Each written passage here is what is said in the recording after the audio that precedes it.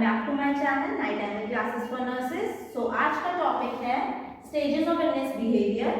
हमारी जो behaviour illness की वजह से जो चेंज हो रहा है उसमें पेशेंट के अंदर बिहेवियर में कुछ चेंजेस आते हैं, तो उसी की कुछ स्टेजेस हैं जिनके बारे में आज हम डील करेंगे।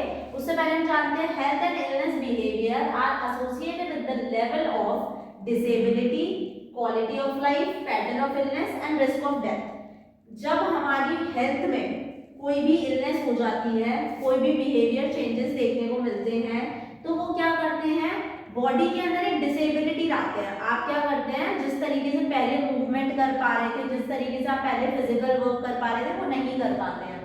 क्वालिटी ऑफ लाइफ भी क्या हो जाती है, एक तरीके से डिसबैलेंस हो जाती है। जिस तरीके से क्वालिटी ऑफ लाइफ थी बहुत ज्यादा अच्छी थी, वो क्या हो जाती है, डिसेबल हो जाती है, मूवमेंट कम हो जाते हैं, अच्छे से जैसे पहले थी वैसे यूजफुल एक तरीके से नहीं रहती है। पैटर्न्स ऑफ इलनेस मतलब एक पैटर्न होता है इलनेस का, जिसमें क्या होता है, इलनेस हुई है तो साइन एंड सिम्टम्स दिखेंगे, फिर वो चीजें क्या होंगी और ज्यादा सीवियर जाएंगी अगर आप डायग्नोज नहीं कराएंगे। अगर डायग्नोज कराएंगे, प्रॉपर ट्रीटमेंट लेंगे तो वो मैनेज हो जाती है, वो क्रॉनिक इलनेस तक नहीं जाती, सही टाइम पर हम उसे क्योर कर सकते हैं। नेक्स्ट आता है रिस्क ऑफ, अगर वो सीवियर जा रही है, क्रॉनिक स्टेज में जा रही है, तो फिर क्या होगा, वो डेथ ही कॉज करेगी। मतलब जिससे एक कंडीशन बोल सकते हैं जब बहुत ही ज्यादा कंडीशन सीवियर हो गई है। जब मैंने बोला था कि जब हमारे साइन एंड सिम्टम्स ठीक होने के बाद दोबारा रीअपीयर होते हैं, तो उसके बहुत ज्यादा सीवियर डिसएडवांटेज एक तरीके के लिए देखने के लिए मिलते हैं, तो वही क्या है, एक तरीके से सीवियर कॉज कर रहा है। तो ये जो हमारी स्टेजेस ऑफ इलनेस बिहेवियर है, ये जो मॉडल है वो डेवलप किया था एडवर्ड सचमैन ने इन 1965 में। तो इनके कुछ स्टेजेस हैं। पहली स्टेज होती है सिम्टम एक्सपीरियंस, दूसरी स्टेज होती है अजम्पशन ऑफ सिक रोल, तीसरी स्टेज होती है medical care contact, fourth stage होती है dependent client care, fifth stage होती है रिकवरी एंड रिहैबिलिटेशन। इनके वर्ड में ही पूरी स्टेज डिफाइन है।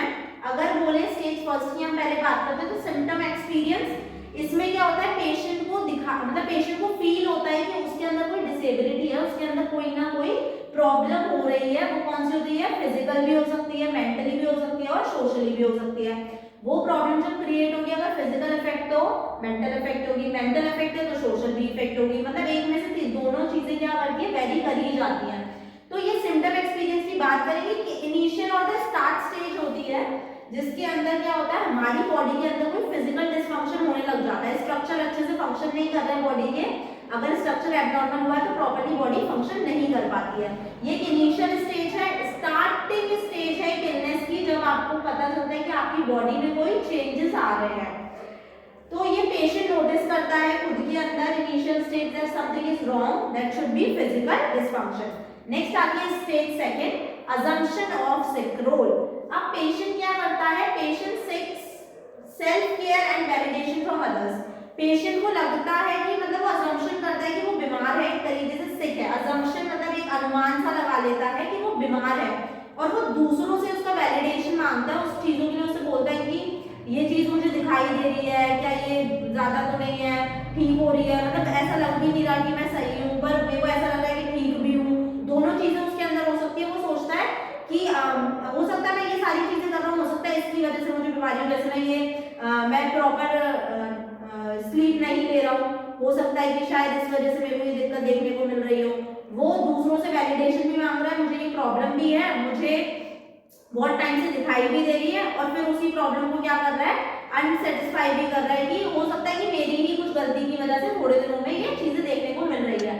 खुद में ही ये चीजें मानता है। The patient seeks self care, इसमें पेशेंट अपनी खुद की सेल्फ केयर करना स्टार्ट कर देता है। उसे लगता है कि मेरा जो लाइफस्टाइल है उसमें मॉडिफिकेशन की जरूरत है, वो कर सकता है, वो करता है। कुछ घरेलू नुस्खे, जैसे खांसी जुकाम हो जाता है तो दवाइयां घर पे ले लेते हैं ना, लौंग ले लेते हैं, अदरक ले लेते हैं, जिसकी वजह से ये जो होम रेमेडीज होती है उसका यूज करके हम क्या करते हैं, साइन और सिम्टम्स को रिड्यूस करने का काम करते हैं।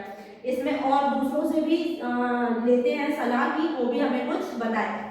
देन आता है stage third, medical care contact. Medical care contact तब आता है जब यहाँ पे आपकी सिक रोल क्या नहीं हुई, जब आपने फील किया था कि आपको ये इलनेस है, आपने उसके लिए कोई मेडिकल हेल्थ केयर प्रोफेशनल से कंसल्ट नहीं किया। जब वो प्रॉब्लम क्या गई, ज्यादा हाई चली गई, फिर आपको फील हुआ कि नहीं ये होम रेमेडीज से भी सही नहीं हो रही है, मेरे लाइफ मॉडिफिकेशन से भी ठीक नहीं हो रही है, तो मेरे को क्या करना है, मेडिकल हेल्थ केयर प्रोफेशनल के पास जाना है जो मुझे properly medical care plus treatment plus management दे सके। क्योंकि अब प्रॉब्लम क्या हो गई, ज्यादा सीवियर हो गई, जाते तो तभी है जब ज्यादा बीमार हो जाते हैं, जब बिल्कुल ठीक होंगे तब कोई नहीं जाता। तो जब ज्यादा बीमार हो रहे हैं, अगर थोड़े से भी आपको लगा दिखाई दे रहा है कि ये थोड़ी सी चीज भी मेरे को आने वाले टाइम में प्रॉब्लम दे सकती है, तो आप डायरेक्टली डॉक्टर के लिए कंसल्ट करें। तो मेडिकल केयर कॉन्टेक्ट में क्या होता है, बिकम सीवियर और रिक्वायर इमरजेंसी केयर। इसमें आपको एक इमरजेंसी केयर की नीड होती है, हेल्थ केयर प्रोफेशनल की नीड होती है, प्रॉपर्ली केयर मैनेजमेंट की नीड होती है, ताकि वो डिसीज और जो भी इलनेस आपकी बॉडी के अंदर दिखाई दे रही है, जो साइन एंड सिम्टम्स दिखाई दे रहे हैं, उन्हें सही समय पर रोक सके।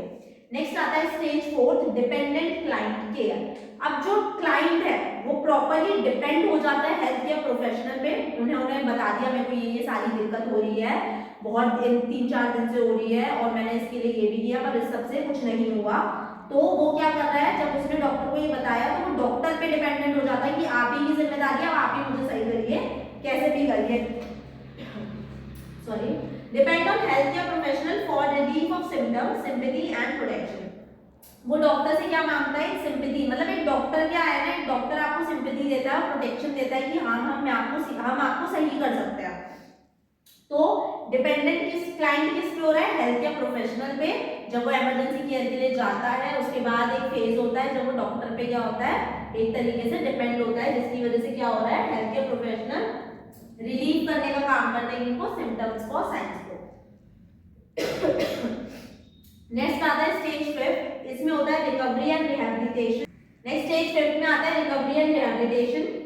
इसमें क्या होता है, पेशेंट रिकवर, मतलब पहले से रिकवर हो रहा है, जो कंडीशन उसमें दिखाई दे रही थी, जो इलनेस थी, उस जब डॉक्टर ने उसे मेडिकेशन प्रोवाइड की, ट्रीटमेंट प्रोवाइड किया, मैनेज करने का काम किया, उसकी जो इलनेस जो लेके आया था उसको अच्छे से उसको देखा, उसको अच्छे से केयर प्रोवाइड करी, देन वो उसको उसी कंडीशन में चाहता है कि वो जैसे आया था, जैसे वो पहले था इलनेस से पहले, वो वैसे ही हो जाए, वो ठीक हो जाए। तो रिकवरी एंड रिहैबिलिटेशन में वही कंडीशन है, the patient returns to normal function gives up the sick role.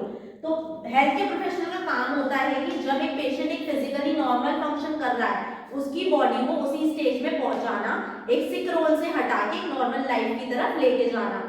ये तभी हो सकता है जब हम उसे प्रॉपर केयर मैनेजमेंट देंगे, प्रॉपर केयर प्रोवाइड करेंगे, जो जो उसकी जरूरत है, जो जो उसको रिसोर्सेज चाहिए हम उसको प्रोवाइड करें।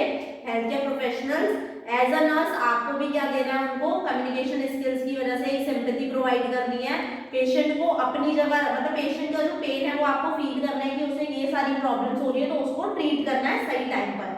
तो ये सारी जो हमारी कंडीशंस होती है, ये किसमें आती है, स्टेजेस ऑफ इलनेस बिहेवियर में।